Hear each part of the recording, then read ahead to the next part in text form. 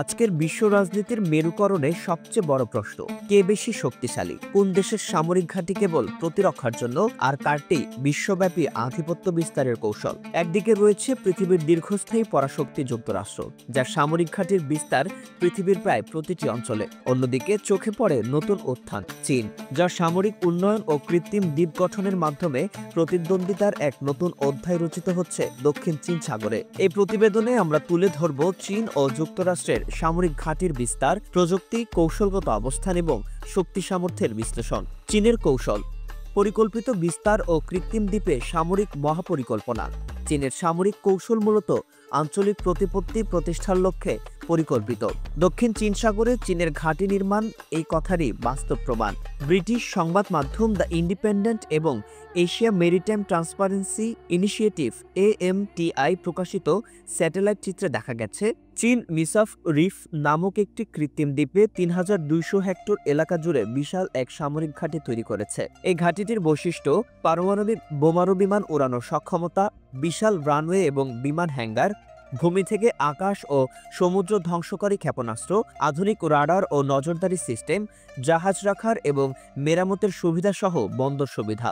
AMTI এর তথ্য মতে চীন বর্তমানে প্যারাসেল দ্বীপপুঞ্জে ২০টি এবং স্পার্টলি দ্বীপপুঞ্জে ৭টি অবস্থানে নিয়ন্ত্রণ প্রতিষ্ঠা করেছে। এর মধ্যে অন্তত ৪টি ঘাঁটি পুরোপুরি বিমান ঘাঁটিতে রূপান্তরিত হয়েছে। উল্লেখযোগ্যভাবে স্কারবোরো শোয়াল নামক প্রবাল প্রাচীরে চীনা কোস্টগার্ডের স্থায়ী উপস্থিতি থাকলেও সেখানে এখনো কোনো স্থায়ী অবকাঠামো নির্মিত হয়নি। চীনের দাবি এসব ঘাঁটি সম্পূর্ণ প্রতিরক্ষামূলক, তবে বাস্তবতা বলছে অন্য কথা। এসব সামরিক কার্যক্রম দক্ষিণ পূর্ব এশিয়ার দেশগুলোর মধ্যে উদ্বেগ সৃষ্টি করেছে। মালয়েশিয়া, ভিয়েতনাম, ফিলিপাইন সহ অনেক দেশ এই সামরিক উপস্থিতির বিরোধিতা করছে।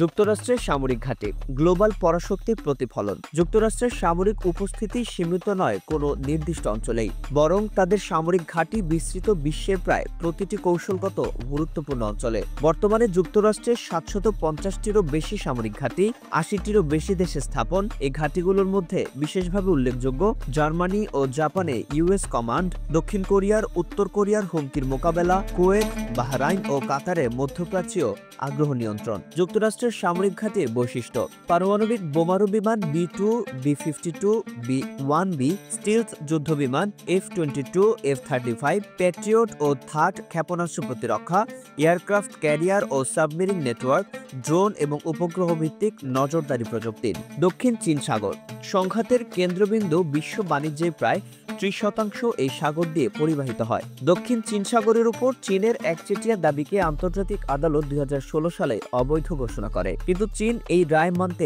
অস্বীকৃতি জানায়। যুক্তরাষ্ট্র ফ্রিডম অফ নেভিগেশন কর্মসূচির আওতায় নিয়মিত টহল দিয়ে থাকে এই অঞ্চলে। তারা মনে করে চীনের সামরিক ঘাঁটি এই আন্তর্জাতিক জলসীমায় চলাচলের স্বাধীনতার জন্য হুমকি। আন্তর্জাতিক উদ্বেগ ও নিরাপত্তার ভবিষ্যৎ।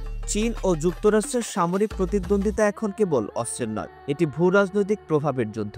জাপান, ভারত, অস্ট্রেলিয়া, ফিলিপাইন যুক্তরাষ্ট্রের পাশে অবস্থান নিচ্ছে। চীন বেল্ট অ্যান্ড রোড ইনিশিয়েটিভ এর মাধ্যমে নতুন মিত্র তৈরি করছে আফ্রিকা ও ল্যাটিন আমেরিকায়।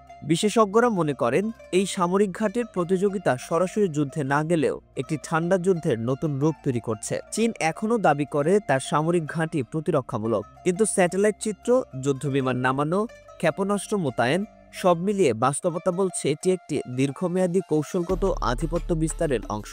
যুক্তরাষ্ট্র এখনও সংখ্যায় ও প্রযুক্তিতে অনেক এগিয়ে, তবে চীনের অগ্রগতি রীতিমতো বিস্ময়কর এবং ভবিষ্যতের বৈশ্বিক ভারসাম্যকে প্রভাবিত করতে সক্ষম। দুই পরাশক্তির এই ঘাঁটি যুদ্ধ আমাদের স্মরণ করিয়ে দেয় ভবিষ্যতের যুদ্ধ হতে পারে ঘাঁটি, প্রভাব ও উপস্থিতির মাধ্যমে। আর এখানেই নির্ধারিত হবে কে হবে পরবর্তী বিশ্বনায়ক।